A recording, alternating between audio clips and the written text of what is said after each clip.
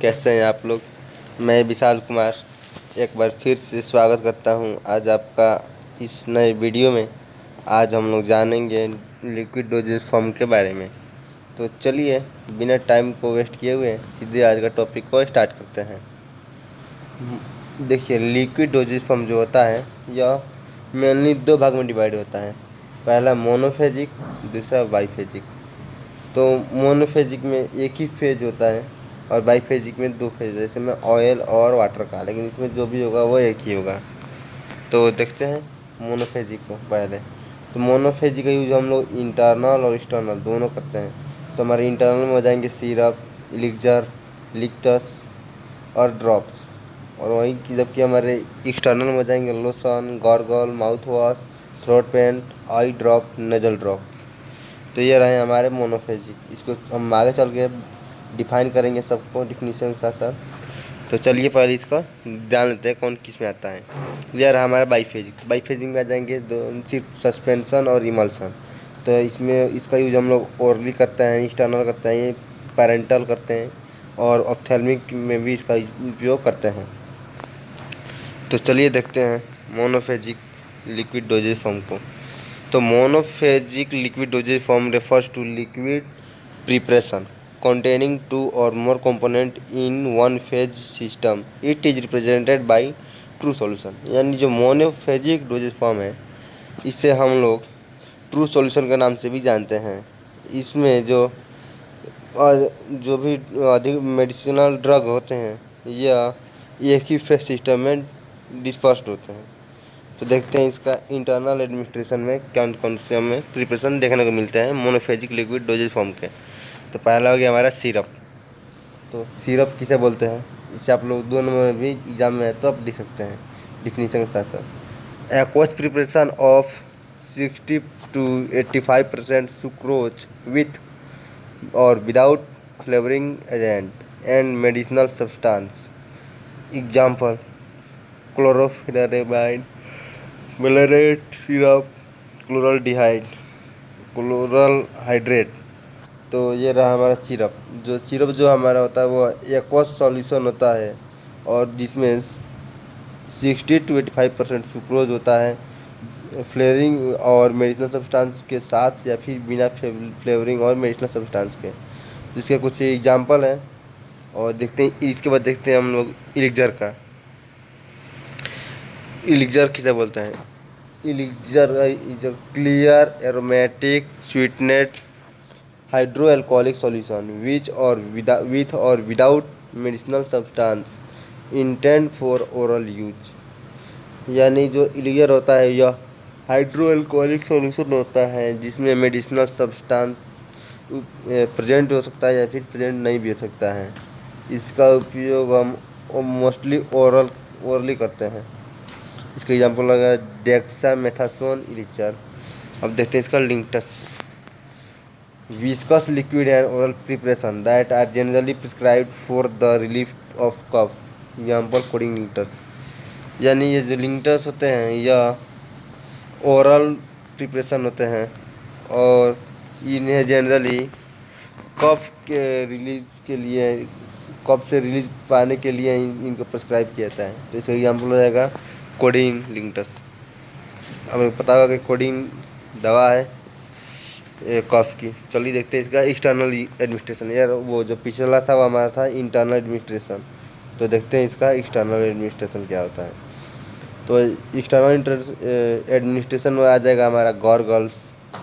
तो गॉर्गल्स किससे उगाएंगे हम लोग, aqueous solution containing antiseptic antibiotics use to treat throat infection available in concentrated form with direction for dilution with warm water before use. Example हो जाएगा इसका पोविडोन आयोडीन गॉर्गल। यानी ये जो गॉर्गल्स होते हैं यह एंटीसेप्टिक प्रॉपर्टीज वाले होते हैं और इनका उपयोग थ्रोट इन्फेक्शन को ठीक करने में किया जाता है और ये हमें कॉन्सनट्रेटेड फॉर्म में भी होते हैं और इन्हें यूज करने से पहले हमें वार्म वाटर में डाइल्यूट करना पड़ता है। तो इसके एग्जांपल देख लेते हैं। पोविडोन आयोडीन का गॉर्गल आता है। तो ये रहा हमारा गॉर्गल। अब देखते हैं इसका माउथ वॉश। माउथ वॉश किसे बोलेंगे, तो देखते हैं। Aqua solution with a pleasant taste and order you to clean and decolourise the buccal cavity, have antiseptic and astringent activity. तो माउथ वॉश जो होते हैं यह भी एक्वा सॉल्यूशन होते हैं और इनका जो टेस्ट होता है, टेस्ट और ऑर्डर वो बिल्कुल ही प्लीजेंट होता है। और इनका यूज हम लोग बकल कैविटी को साफ़ करने के लिए करते हैं। बकल कैविटी उसे बोलते हैं जो हमारे दांतों के मसूड़ों और गाल के बीच के स्थान को बकल कैविटी बोलते हैं। ये एंटीसेप्टिक और एस्ट्रिंजेंट एक्टिविटी वाले होते हैं। और एंटीसेप्टिक वो प्रॉपर्टी यह होती है जिसमें हमारी स्किन कहीं भी हल्का सा कट जाए या जल जाए तो ये उसे ठीक कर सकते हैं। और एस्ट्रिंजेंट होता है वो जो प्रोटीन को प्रेसिपिटेट करता है, यानी प्रोटीन को डिवाइड करने का काम करता है। इसका एग्जांपल देख सकते हैं, फिनॉल डेरिवेशन। तो ये रहा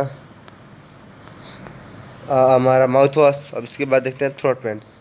तो थ्रोट पेंट्स होते हैं वो विस्कस होते हैं, liquid viscous preparation use for mouth and throat infection. यानी जो थ्रोट पेंट का उपयोग हम लोग माउथ और थ्रोट के इन्फेक्शन को ट्रीट करने के लिए करते हैं। इसका एग्जांपल हो जाएगा फिनॉल, ग्लिसरीन, कंपाउंड आयोडीन, यही सब इसके थ्रोट पेंट के एग्जांपल हैं। इसके बाद देखते हैं इसका आई ड्रॉप। तो आई ड्रॉप में हो जाएगा हमारा sterile aqueous or oily solution infected for instillation in eye. यानी इसका उपयोग हम लोग आई के ट्रीट करने के लिए करते हैं। और यह स्टेराइल होता है, यानी ये माइक्रो ऑर्गेनिज्म से बिल्कुल, वैसे तो सभी होते हैं लेकिन ये कुछ ज़्यादा ही स्टेराइल होता है। और ये एक्वस और आयल दोनों सॉल्यूशन में भी पाया जाता है। अब बात करते हैं अपने नेजल ड्रॉप्स की। तो it is administered through the nose to obtain local effect use during nasal congestion and upper respiratory tract problem. Example, oxymethazoline hydrochloride nasal drops. यानी जो नजल ड्रॉप्स होते हैं इसे हम लोग नाकों के द्वारा इसे हम लोग एडमिनिस्टर करते हैं। और यह हमें नाक जब या अधिकतर या चाइल्ड के केस में ही इसका उपयोग किया जाता है। और यह हमें रेस्पिरेटरी ट्रैक की प्रॉब्लम को सॉल्व करता है, मतलब कि उसे डायग्नोसिस करने में आसानी होती है। अब देखते हैं इसका नेक्स्ट टॉपिक हमारा रहा एनिमा, एक्वस और oily solution that is introduced into the rectum and colon विया द एनस फॉर क्लीनिंग और थेराप्यूटिक और डायग्नोस्टिक पर्पस। यानी ये जो होता है यह एक्वस और ऑयली सॉल्यूशन ये भी होता है और इसका उपयोग हम लोग रेक्टम के द्वारा करते हैं। और इसका उपयोग हम थेराप्यूटिक और क्लीनिंग और डायग्नोस्टिक पर्पस के लिए करते हैं। तो ये अब देखते हैं इसका लिनीमेंट्स, इसका नेक्स्ट टॉपिक है। तो oily liquid preparations intend for external application with rubbing action to the affected area used to relieve pain and stiffness such as from muscle spasm and arthritis। यानी जो लिनमेंट्स का उपयोग होता है हम लोग आर्थराइटिस और मसल कॉन्ट्रैक्शन के ट्रीटमेंट में करते हैं। और यह किसी अफेक्टेड एरिया, यानी जो भी हमारा अफेक्टेड एरिया है उसी पर प्रॉपरली इसे अप्लाई किया जाता है। तो देखते हैं इसका अगला टॉपिक क्या है हमारा, lotions. Topical preparation with a low to medium viscosity use to moisturise dry skin. यानी ये जो होता है टॉपिकल प्रिपरेशन होता है लोशन, और इसका उपयोग हम लोग स्किन पर करते हैं मॉइस्चराइज करने के लिए। तो इसके एग्जाम्पल देखते हैं, कोलोन कैलामाइन लोशन और बेबी लोशन। और देखते हैं paints, solution use to style the skin. यानी जो पेंट्स होते हैं यह हमारी स्किन से माइक्रो ऑर्गेनिज्म को रिमूव करने के लिए पेंट्स का उपयोग किया जाता है। एग्जांपल हो जाएगा हमारा बेटाडीन एंटीसेप्टिक पेंट, और मैग्नेटा पेंट। तो अब देखते हैं इसके एडवांटेज के ये जो एडवांटेज है, ये लिक्विड डोजेज फॉर्म और मोनोफेजिक लिक्विड डोजेज फॉर्म के दोनों में ही इसका हम लोग आसानी से लिख सकते हैं, दोनों सेम होते हैं। तो चलिए देखते हैं। It is easier to swallow, therefore easier for children and old age people. यानी ये मोनोफेजिक लिक्विड फॉर्म हो गया, यह आसानी से हम एडमिनिस्टर कर सकते हैं और इससे कोई भी व्यक्ति, जैसे कि चाइल्ड हो गए, ओल्ड हो गए और एज पीपल ओल्ड हो या फिर यंग है, इससे कोई भी आसानी से ले सकता है, जिससे कि दवाइयों को टैबलेट को स्वेलिंग करने में प्रॉब्लम है। और इसके देखते हैं अगला इसका advantage, facilitate absorption of drug faster than solid dosage form as drug is already in solution form. यानी ये जो होता है इसका एब्जॉर्प्शन सॉलिड डोजेज फॉर्म्स के कंपैरिजन में बहुत ही फास्ट होता है, क्योंकि यह ऑलरेडी सॉल्यूशन फॉर्म में ही इसका प्रिपरेशन किया जाता है। अब देखते हैं इसका अगला advantage, simple and fast to formulate. और इसका जो प्रिपरेशन करने की जो प्रक्रिया है वो बहुत ही आसान है, तो इसका ये भी एक महत्वपूर्ण एडवांटेज है। अब देखते हैं इसका अगला advantage, it can be administered by viscous root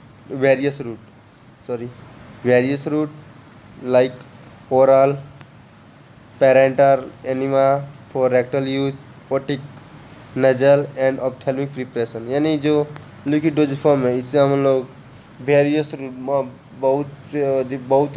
बहुत से रूट के द्वारा भी इसका उपयोग कर सकते हैं। जैसे कि हो गया हमारा ओरल, सस्पेंशन रिमल्सन के रूप में हम इसका उपयोग कर सकते हैं। पेरेंटल यानी इंजेक्शन के रूप में। एनिमा, जिससे हम लोग रेक्टम के रूप में भी इसका उपयोग कर सकते हैं। ओटिक यानी ईयर ड्रॉप्स के बारे में इसका यूज कर सकते हैं। नेजल ड्रॉप्स में कर सकते हैं। ऑप्थेल्मिक प्रिपरेशन यानी आँखों में भी इसका उपयोग कर सकते हैं। तो अब देखते हैं इसका disadvantage, they are bulky so difficult to transport and store. यानी ये जो होते हैं यह बल्क डोज फॉर्म होते हैं, तो इसका हम लोग ट्रांसपोर्ट और स्टोर करने में थोड़ी हमें डिफ़िकल्टी होती है, क्योंकि अगर मान लीजिए कि हम लोग इसे ट्रांसपोर्ट कर रहे हैं या फिर स्टोर कर रहे हैं और गलती से इसके कंटेनर में कोई भी लीकेज आ गई, तो इसका पूरा डोज ये वेस्ट हो जाएगा। जबकि टैबलेट केस में ऐसा नहीं है। मान लीजिए अगर टैबलेट के केस में हम लिए हुए हैं, तो उसका जो पेंट है ये यहाँ से, मतलब कि जो इसका रैपर है वहीं से फट गया, तो हम लोग का यूनिट डोज फॉर्म है, तो इसका हम लोग दूसरा टैबलेट हम ले सकते हैं। लेकिन सॉलिड लिक्विड डोज फॉर्म में यह पॉसिबल नहीं है, तो इसका ये एक डिसएडवांटेज होता है। और water is commonly used to vehicle which is prone to microbial growth, so addition of preservative is needed. यानी इसका एक और डिसएडवांटेज है कि इससे हम लोग ज़्यादा दिनों तक स्टोर करने के लिए हमें अलग से प्रिजर्वेटिव को ऐड करना पड़ेगा, अन्यथा इसमें माइक्रोबियल ग्रोथ हो जाएगी। तो इसका ये एक और यह भी एक डिसएडवांटेज है, क्योंकि सॉलिड डोज फॉर्म में उतने हम लोग केमिकल्स का यूज नहीं करते हैं, जिसके लिए हमें प्रिजर्वेटिव को उतने आवश्यकता नहीं पड़ती है। लेकिन लिक्विड के लिक्विड डोज फॉर्म में हमें प्रिजर्वेटिव की ज़रूरत पड़ती है। अब देखते हैं इसका अगला disadvantage, when expose to direct sunlight it may be undergo to hydrolysis, so need to store in a cool and dark place. यानी जब हम इसे डायरेक्ट सनलाइट के कांटेक्ट में ले जाते हैं, तो यह हाइड्रोलिसिस करके डिकम्पोज हो सकता है। तो इससे बचाने के लिए हमें कूल और डार्क प्लेस में इसे रखना पड़ेगा। इसके देखते हैं इसका अगला disadvantage, they are shorter expire date than solid dosage form. यानी ये जो होते हैं आसान सॉलिड डोजेज फॉर्म के मुकाबले जल्दी ही एक्सपायर हो जाते हैं, क्योंकि इसमें बहुत अधिक केमिकल का उपयोग किया जाता है। जैसे कि हो गया हमारा फ्लेवरिंग एजेंट हो गया, एक्सपिएंट हो गए, तो इनके ज़्यादा यूज़ के चलते इसकी जो लाइफ टाइम है वो कम हो जाती है। अब देखते हैं इसके अगला disadvantage. Major sign of drug instability are colour change, precipitation, microbial growth, ETC. यानी इसके जो है जब लाइफ टाइम ख़त्म होती है, यानी जब दवाई हमारी एक्सपायर कर जाएगी, तो इसके लिए अब पहचान करने के लिए हमें कुछ सिम्टम्स देगी, यानी कुछ इसकी प्रॉपर्टी में चेंज हो जाएगा। जैसे कि इसका कलर चेंज हो जाएगा, इसका प्रेसिपिटेशन हो जाएगा, माइक्रोबियल ग्रोथ हो जाएगा, या फिर इस अगर सस्पेंशन इमल्शन है तो इसका फेस डिसवर हो जाएगा। तो ये सब जो भी है इसके डिसएडवांटेज हैं। तो अब देखते हैं इसका अगला टॉपिक, बाइफेजिक। ये था हमारा पहला मोनोफेजिक। बाइफेजिक देखते हैं। Biphasic liquid dosage form contains two phase. This include undissolved drug and the solvent system। यानी ये बाइफेजिक लिक्विड डोज फॉर्म होता है, यह दो फेज से मिलकर बना होता है, इन जिनमें अनडिजॉल्व ड्रग को किसी सॉल्वेंट की सहायता से डिजॉल्व किया जाता है। तो इसका देखते हैं दूसरा इसका point, undissolved phase is distributed through out a vehicle and intend for oral administration. यानी जो अनडिजॉल्व फेज होता है यह इसे हम लोग अलग अलग थ्रू आउट से इसे हम लोग डिस्ट्रीब्यूट करते हैं। अब देखते हैं इसका अगला topic. In this preparation, this phase is called disperse phase and the vehicle is called dispersed medium। यानी इस फेज में जो हमारा डिस्पर्स फेज होता है और जो वेहिकल होता है यह हमारा डिस्पर्स मीडियम होता है। अब देखते हैं इसका ये अगला point, the need of biphasic liquid dosage form arise when the medicaments are poorly soluble in the solvent। यानी जब इस बाइफेजिक लिक्विड डोजेज फॉर्म की आवश्यकता हमें तब पड़ती है जब कोई भी ड्रग आसानी से किसी सॉल्वेंट पार्टिकुलर सॉल्वेंट में सॉल्यूबल नहीं होता है, तो उसे हम लोग डिजॉल्व करने के लिए उससे हमें कोई भी अलग से जिसमें इमल्सिफाइंग एजेंट हो गया या फिर सस्पेंडिंग एजेंट हो गया, हमें अलग से कोई भी ड्रग लेनी पड़ती है, तो इसीलिए इसका यूज में बढ़ जाता है। अब देखते हैं इसके सस्पेंशन क्या होते हैं। Suspension are biphasic liquid dosage form of medicament in which solid particles are uniformly disperse in continuous phase. यानी सस्पेंशन होता है, इसमें दो फेज होते हैं, एक कंटिन्यूअस फेज होता है और एक डिस्पर्स फेज होता है। तो जो इसमें सॉलिड पार्टिकल्स होते हैं वो यूनिफॉर्मली डिस्पर्स होते हैं, यानी इसमें हम लोग बोल सकते हैं कि यूनिफॉर्मली इसमें घुले और डिजॉल्व हुए होते हैं इसमें कॉन्टीन्यूअस फेज में। एंड द साइज और range of solid particles are use as oral, parenteral and topical. यानी जो इसकी साइज रेंज होती है इसमें हम लोग सॉलिड पार्टिकल्स को आसानी से orally, parental and topical use कर सकते हैं। ये तीनों को कंसीडर करके ही इनके पार्टिकल साइज को ध्यान में रखते हुए भी इन्हें डिजाइन किया जाता है। अब देखते हैं अगला point, they are chemically stable than soluble. यानी ये जो होते हैं सॉल्यूशन से अधिक स्टेबल होते हैं। तो देखते हैं अब टाइप्स ऑफ सस्पेंशन। सस्पेंशन कितने टाइप का होता है, तो based on general class suspension are three types, oral, topical and parenteral. Oral में देख सकते हैं ये एग्जाम्पल इसका पैरासीटामोल हो गया, कैलामाइन हो गया टॉपिकल में आपका, और पेरेंटल में हो गया जिंक, इंसुलिन। अब देखते हैं इसके basic nature of solid particles. तो इसमें दो ही होते हैं, फ्लक्यूलेटेड सस्पेंशन एंड डिफ्लक्यूलेटेड सस्पेंशन। और अब देखते हैं इसका बेस्ड ऑन साइज पार्टिकल्स। तो इसमें हो गया हमारा कोर्स डिस्पर्सन सस्पेंशन और कोलाइडल सस्पेंशन। तो जो हमारा कोर्स सस्पेंशन होता है उसमें जो सॉल्यूट की पार्टिकल साइज होती है वो 1 माइक्रोमीटर से ज़्यादा होती है, लेकिन कोलाइडल डिस्पर्सन में 1 माइक्रोन से कम होती है क्या, हमारे सॉल्यूट पार्टिकल्स की साइज। इसके बाद से देखते हैं इमल्सन के बारे में। तो an emulsion is a two phase system which consists of two types of immiscible liquid, one of which is dispersed as the globulin in other liquid continuous phase. The size of globule range from 0.25 to 25 metre and अभी मैं इसका नाम miss कर रहा हूँ, इसका मैं आपको बाद में बता दूंगा किसी अगले वीडियो में। तो ये जो इमल्सन होता है यह 2 फेज का सिस्टम है, ये भी बाई फेज का नहीं, ये भी है। और यह इसमें हम लोग 2 इमिसिबल लिक्विड लेते हैं, जैसे कि हमारा हो गया मोस्टली रहता है वाटर और ऑयल। तो इसमें जो डिस्पर्स्ड फाइन ग्लोब्यूल होते हैं वह ज़्यादा जो होगा वो कंटिन्यूस फेज, जिसमें हमारा ऑयल वाटर हो गया। तो इसमें हमारा वाटर है, इसमें जो हमारा वाटर है वो ज़्यादा है। चलिए इसके बारे में हम अभी डिटेल्स में जानेंगे। तो देखते हैं इसके टाइप्स के बारे में। Types of emulsion.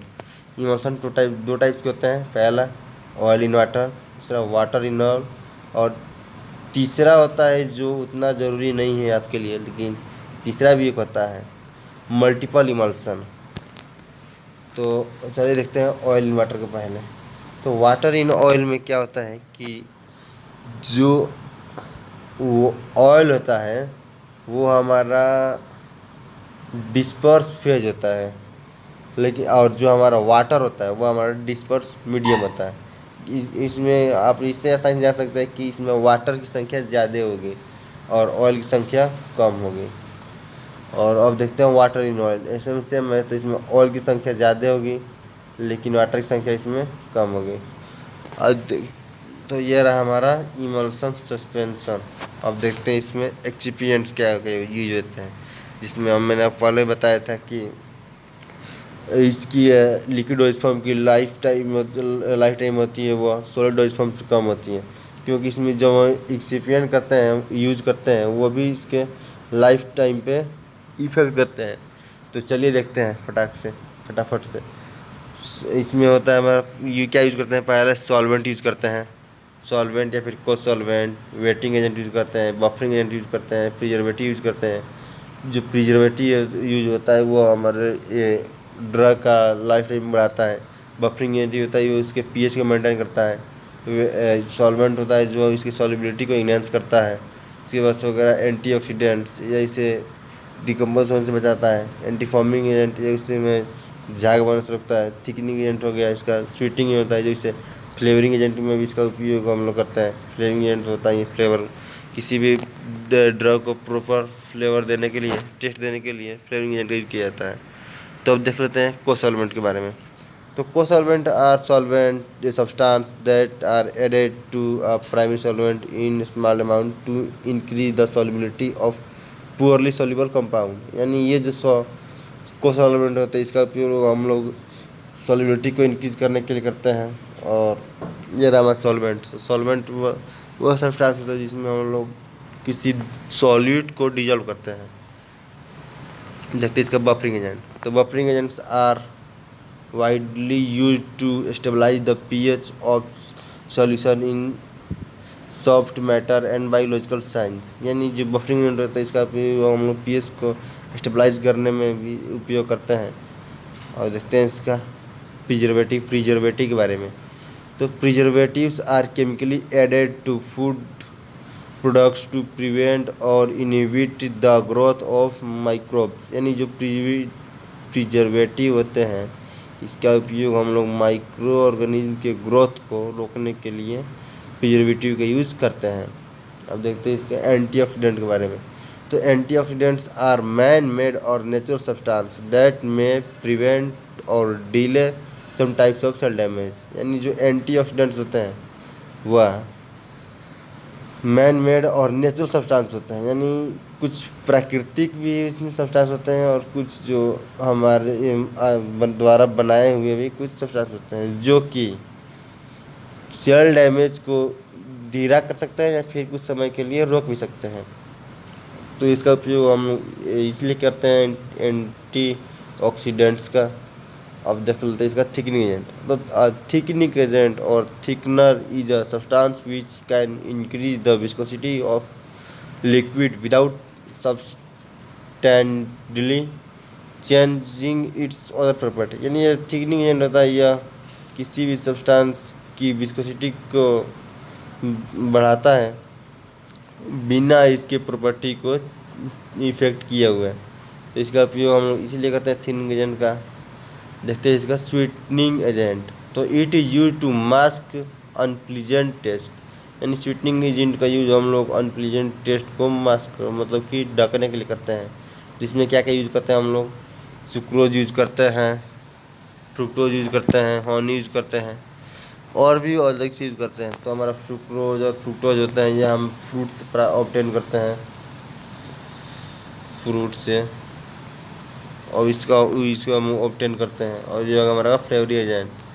तो flavouring agent it is a compound that are added to a food in order to supplement or enhance its own natural flavour. यानी ये जो फ्लेवरिंग एजेंट होते हैं इसका उपयोग हम लोग किसी भी ड्रग का नेचुरल फ्लेवर को चेंज करने के लिए करते हैं। तो ये रहा हमारा आज का topic, solid liquid dosage form. उम्मीद करते हैं कि आपको समझ में आ गया होगा, और अगर नहीं आए तो प्लीज़ कमेंट करिए, मैं आपको फिर से दोबारा वीडियो बनाकर समझा दूंगा। तो मैं आपको बताना चाहता हूँ कि हमारा एक दूसरा भी चैनल है कैसियल फार्मेसी, तो आप लोग उसे भी सब्सक्राइब कर सकते हैं। उस पर भी आप लोग को प्रॉपर डेली नोट्स मिलते रहेंगे अलग अलग सब्जेक्ट के। तो चलिए आज के वीडियो में इतना ही। अगर वीडियो अच्छा लगे तो लाइक कीजिएगा। Thank you, thanks for watching.